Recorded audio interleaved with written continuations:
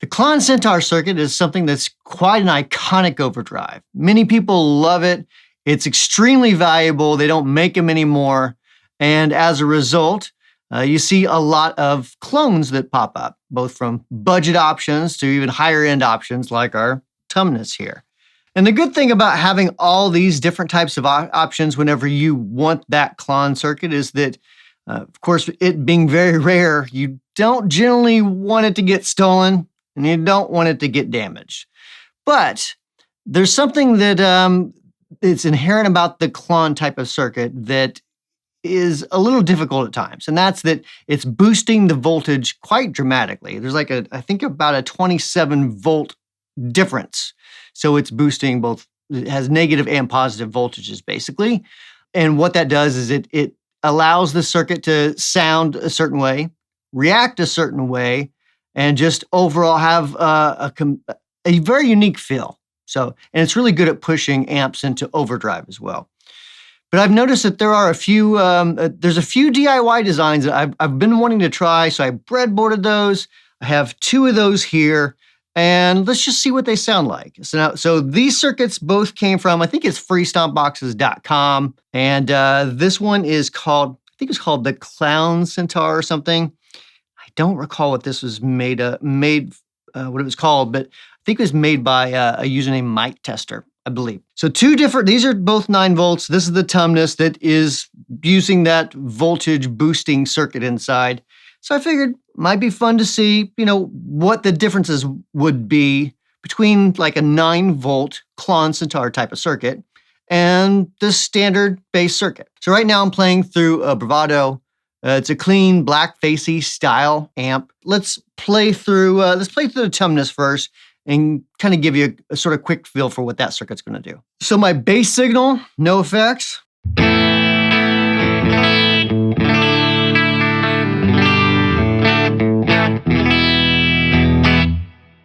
So let's start out with the gain down because there's quite a bit of magic in just the clean circuit in these things.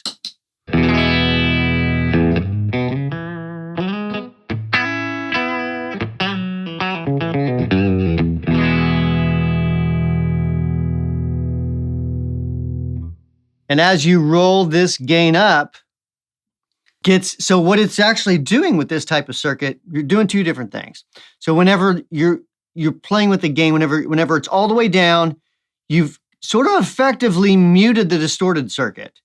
And whenever the gain's all the way up, you've sort of effectively muted the clean circuit. So it's almost like a pan control that's also controlling gain as well. So a little technical. It's a really unique circuit. I love this circuit. So we got the gain rolled up just a bit.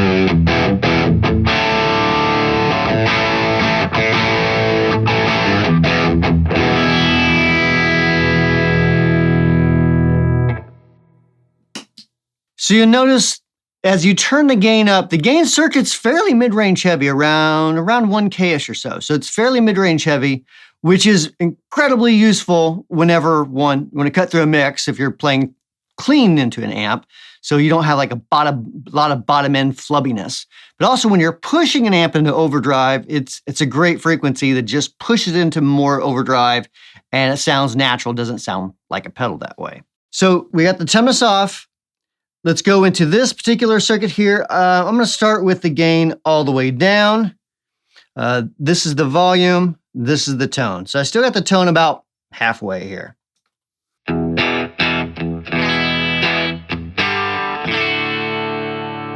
halfway here. So it is a little bit different with that gain up all the way. I kind of like it.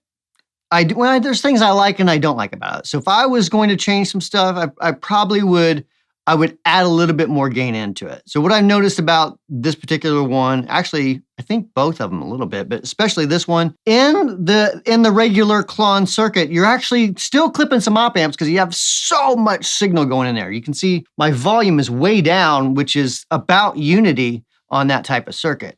On this particular one, my volume on this 9-volt version, my volume's up quite a bit, and it's still, it's still gainy, but it's just a different type of gain. I can hear that it's just not saturating the next op amp quite a bit. So I probably would increase that gain a little bit. And these are 1N34As, the original Klon diodes. The problem with those type of diodes is that Bill was very specific with the clipping threshold. There's with germanium especially, the tolerances are all over the place. So with that being said, you kind of basically have to measure each diode and make sure that they're within your threshold that you want. So these, I forget exactly what they measured, but they weren't super low. Probably about 300 millivolts or so. Let me mess with the tone a little bit. I didn't do it on the Tumnus, so I'll go back to the Tumnus as well, just so you can kind of see what up and down is going to do. And we'll do it with gains all the way up.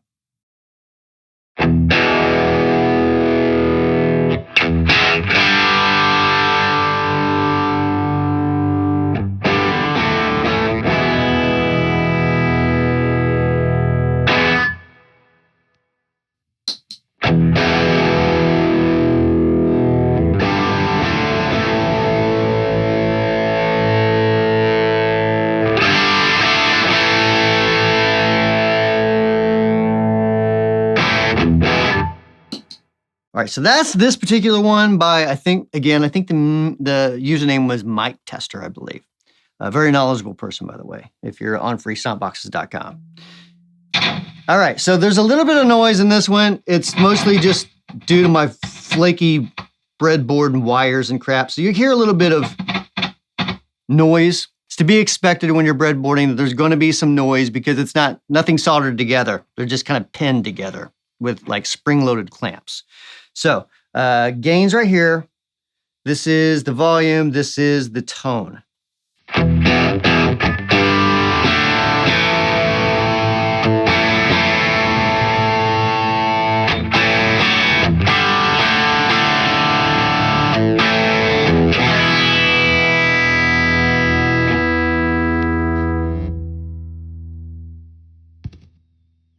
So all the way down, and it's pretty quiet on this one.